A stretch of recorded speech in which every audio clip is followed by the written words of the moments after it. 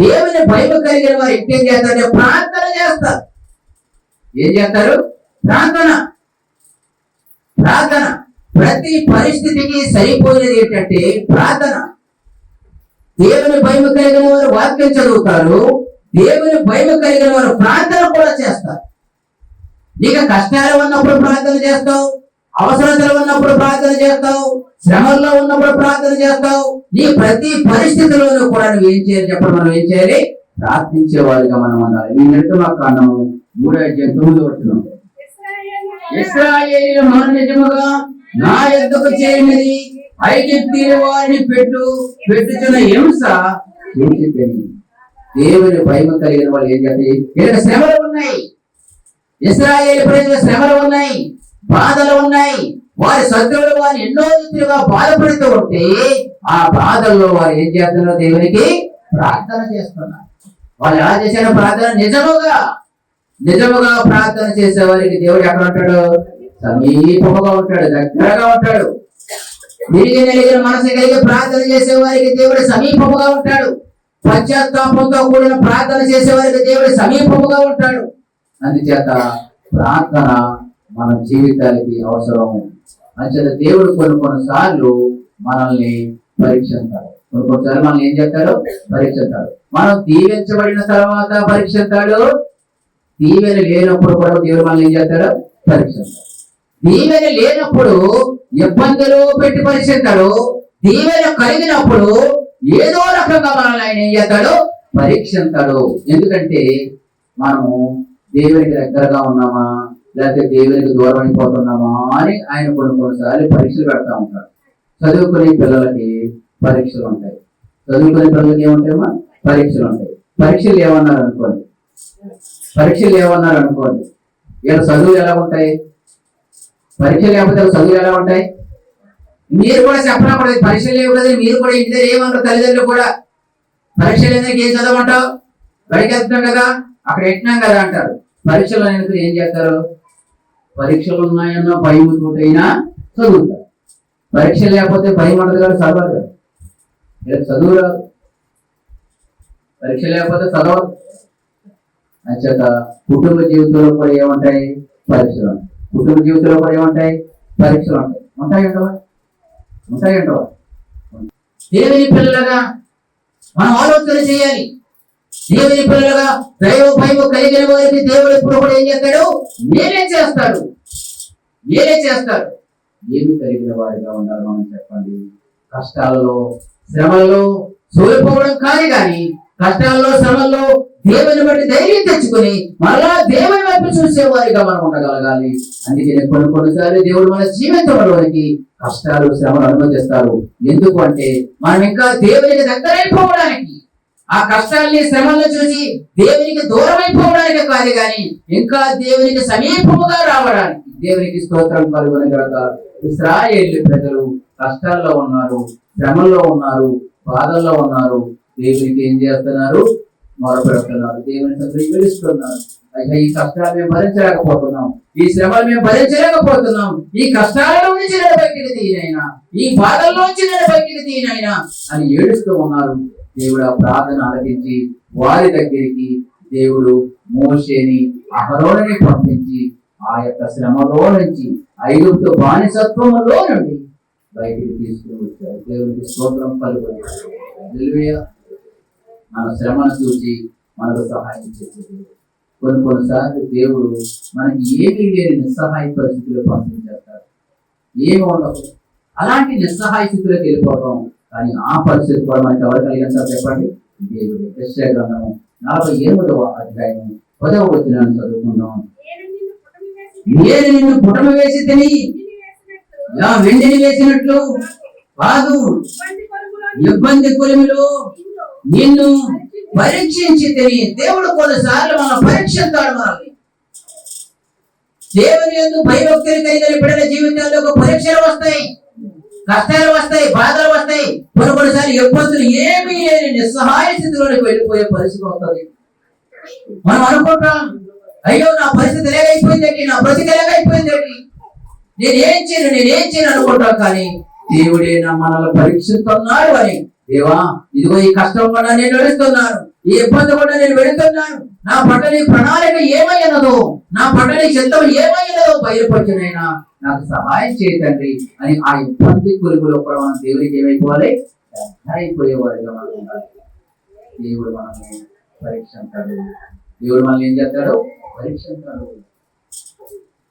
ఏమీ లేనప్పుడు మనం పరీక్షించాడు. కొన్నిసార్లు మనం దీవించబడిన తర్వాత కూడా పరీక్షించాలి. ఆదికాండం 22వ అధ్యాయం 1వ వచనాన్ని చదవండి. ఆ సంగతులు జరిగిన తర్వాత దేవుడు అబ్రహామును పరిశోధించెను. ఎట్లనగా ఆయన అబ్రహామా అని పిలవగా అతడి చిత్తము ప్రభువా నేను. అప్పుడైనా నీకు ఒక్కడైన నీ కుమారుని అనగా నీవు ప్రేమించి ఇస్సాకును తీసుకొని మొరియా దేశములకు వెళ్ళి అక్కడ నేను నీతో చెప్పబోవు పర్వతములలో ఒకదాని మీద దహన బలిగా అతన్ని అర్పించమనెను. అబ్రహాము అప్పటికే ఎంతో ఉన్నతముగా దీవించబడ్డాడు, ఆశీర్వదించబడ్డాడు. అబ్రహాముకి ఎక్కడ లేని సంతోషం, ఆనందం ఉంది, సంపద ఉంది, దేవుడిచ్చిన కుమారుడు ఉన్నాడు, మంచి పనివాళ్ళు ఉన్నారు, అందరూ ఉన్నారు. అలాంటి సమయంలో దేవుడు అబ్రహాముని పరీక్షించాడు. ఎందుకు? దీవించబడిన తర్వాత కూడా దేవుడు మనల్ని ఏం చేస్తాడు, పరీక్షించాడు. ఎందుకు? దేవుడిని ఎక్కువ ప్రేమిస్తున్నామా, దేవుడిచ్చిన వాటిని ఎక్కువ ప్రేమిస్తున్నామా అని తెలుసుకోవడం.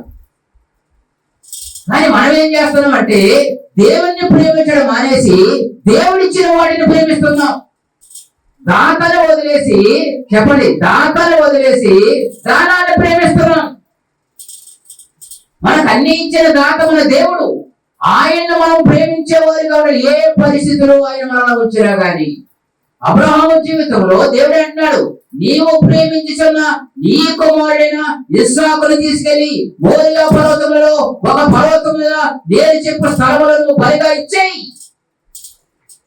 అబ్రహాము ఇంకేం సందేహం లేదు, ఇచ్చినవాడు ఆయనే, ఎమ్మని అడుగుతున్నది కూడా ఆయనే చూసుకుంటాడు అని ధైర్యంగా వెళ్ళాడు. దేవునికి స్తోత్రం పలుకునుగా.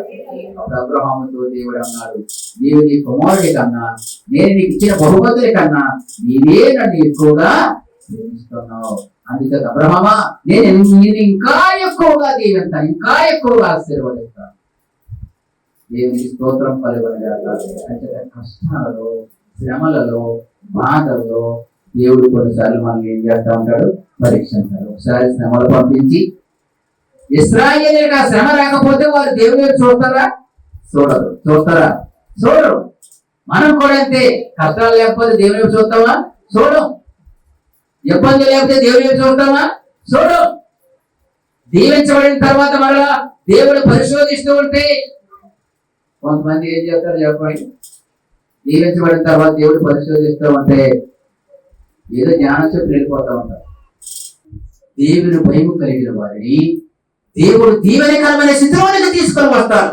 దేవుడిని పరీక్షించినా, పరిశోధించినా, ఇబ్బందులు పెట్టినా, దీవించబడిన తర్వాత నేను పరిశీలిస్తున్నప్పటికీ కూడా, దేవా ఇది నీ దయా, నీ కనికరం, నీ కృపతో నాకు ఇచ్చింది తప్ప ఇది నా యొక్క పనోడితనం కాదు అనుకోవాలి. కొందరు అనుకుంటారు ఇది నా కష్టార్జన. దేవుడు కష్టపడడానికి శక్తిని బలాన్ని ఎవరు ఇవ్వాలి? దేవుడి ఆరోగ్యం ఎవరు ఇవ్వాలి? దేవుడే. కలిగిన వాటి మీద ఆశీర్వాదం నిలిచి ఉండాలంటే ఎవరు ఇవ్వాలి? దేవుడే. అందుకని ప్రతి పరిస్థితులను కూడా మనం ఏమి కలిగిన వారిగా ఉండాలి? దేవుని భయము. అందుకే ఎల్లప్పుడూ దేవుని భయం కలిగి ఉంటాం. దుష్టులు, దుర్మార్గులు ఏం చేస్తారో తెలుసా? దేవుని భయం లేకుండా ఒక వాక్యాన్ని చదువుకుని తీసుకుందాం. కీర్తన గ్రంథము 10వ కీర్తన 4వ వచనం చదువుకుందాం. కీర్తన గ్రంథం 10వ కీర్తన 4వ వచనం చదవండి. దుష్టులు పొగరెక్కి యెహోవా విచారణ చేయడం కొందరు, దేవుడు లేడని వారు ఎల్లప్పుడూ భయం మానుకొని ప్రవర్తించదు, యోచిస్తారు. దేవుని పిల్లలుగా ఎలా ఉంటాం మనం ఆలోచన చేయండి. దేవుని భయం కలిగి ఉన్నామా? దేవుని భయం కలిగి ఉంటే వాక్యాన్ని చదువుతాం. దేవుని భయం కలిగి ఉంటే ప్రార్థన చేస్తాం. దేవుని భయం కలిగి ఉంటే ప్రతి పరిస్థితులను కూడా దేవుని భయం కలిగిన వారిగానే ఉంటాడు తప్ప ఇష్టానుసారంగా మనం బ్రతకం. అందుకన్నాడు దేవుడు, ఒకవేళ ఇబ్బంది పడుతున్నావా, కష్టాల్లో ఉన్నావా, శ్రమల్లో ఉన్నావా, మరింత దగ్గరగా దేవుని సన్నిధికి రావడం, దేవుని సన్నిధిలో ప్రార్థన చేయడం, దేవుని సన్నిధిలో మొరపెట్టడం, దేవుని మాట ప్రకారంగా చేయడం నేర్చుకుంటే ఎప్పటికైనా మించిపోయింది ఏమీ లేదు. ఇక నుంచైనా ఇశ్రాయేలీయులు మొరపెట్టగా దేవుడు వారి ప్రార్థన ఆలకించి వారికి సహాయం చేయడానికి, ఆ శ్రమంలో నుంచి బయటకు తీసుకురావడానికి దేవుడు మోషే అహరోనులను పంపించాడు. ఈ రోజు మనకు సహాయం చేయడానికి యేసయ్య మనకు ఉన్నాడు. దేవునికి స్తోత్రం కలుగును. ఆయన ఎవరో తెలుసా? మనకు సహాయం చేసే దేవుడు, ఆయన మనకు మేలు చేసే దేవుడు. అందుకన్నాడు ఫిలిప్పీ 4:19 ఈ మాట ఉంది. కాగా దేవుడు తన ఐశ్వర్యము చొప్పున క్రీస్తు యేసునందు మహిమలో మీ ప్రతి అవసరం తీర్చినట్టు మనం ఏం చేయాలి? ఆయన మీద ఆధారపడిపడగా, దేవుని మీద ఆధారపడిపడగా మనం ఉండగలగాలి. అంతేగా దేవుని భయం ఉందా? మనకి ఆలోచన చేయండి. దేవుని భయం ఉంటే దేవుని పని మీద ఉంటాం, ప్రార్థన చేస్తాం, వాక్యం చదువుతాం, దేవునికి ఇష్టమైన రీతిలో జీవిస్తాం. దేవుని భయం లేకపోతే ఇష్టానుసారంగా ప్రవర్తించి జీవితాలను, కుటుంబాలను, భవిష్యత్తును పాడు చేసుకుంటాం. అంచేత ఎల్లప్పుడూ దేవుని భయం కలిగిన బిడ్డలుగా ఉంటాం. అట్టి కృప, అట్టి ఆశీర్వాదము ప్రభువు అందరికీ అనుగ్రహించిన కాక. ప్రార్థన చేసుకుందాం. ప్రేమగల మా తండ్రి, కృపగల మా యేసయ్య, వినిన మీ మాటల ప్రకారంగా జీవించడం అందరికీ నేర్పించండి. ప్రార్థనలోను, వాక్యములోను, మీ సహవాసములోను భయభక్తులు కలిగిన బిడ్డలుగా మీ కృపలో ఎదగడానికి సహాయం చేయండి, మేలు చేయండి, మహిమ మీరు పొందండి. వచ్చిన బిడ్డలందరినీ దీవించి ఆశీర్వదించండి. రాలేకపోతున్న బిడ్డలు జ్ఞాపకం చేసుకొని మరొక తరుణాన్ని కలగజేయండి. ఈ వారంలో జరుగు ప్రతి కార్యక్రమంలో మీరు ఉండండి. ఈ నెలలో జరుగు ప్రతి కార్యక్రమంలోనూ మీరు ఉండండి. మీ మహిమ కొరకు దీవించి ఆశీర్వదించండి. ప్రతి వారికి వారి అవసరాల కొద్ది, అక్కల కొద్ది సహాయం ఇచ్చేయండి. కష్టాల్లో, శ్రమల్లో ఉన్న బిడ్డలకైనా మీరే ఆ శ్రమల నుంచి విడిపించి మేలు చేయండి. నువ్వు మేలు చేసి మహిమ పొందే దేవుడి పెట్టుకోమండి. ఆశీర్వాదం ప్రతి ఒక్కరితో గొప్ప చెప్పండి. ఏసునామములో వేడుకొచ్చున్నాం తండ్రి. దేవుని ప్రేమయు, కుమారుడైన యేసుక్రీస్తు వారి కృపయు, పరిశుద్ధాత్మ దేవుని కన్యన సహవాసం, సమాధానం కూడి ఉన్న మనకును లోకములో సకల పరిశుద్ధులకును సదా తోడైండి నడిపించును గాక. రక్తమే చేయండి, రక్తమే చేయండి, సంపూర్ణ విజయం కలుగును గాక. హల్లెలూయా, హల్లెలూయా, హల్లెలూయా.